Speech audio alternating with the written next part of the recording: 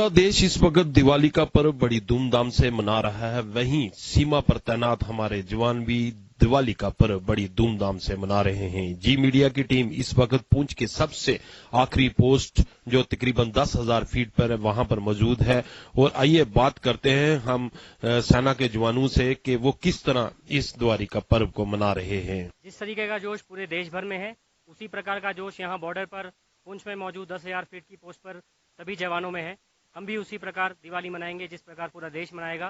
सभी देशवासियों को भारतीय सेना की तरफ से दीपावली की ढेरों शुभकामनाएं। जय हिंद, जय भारत।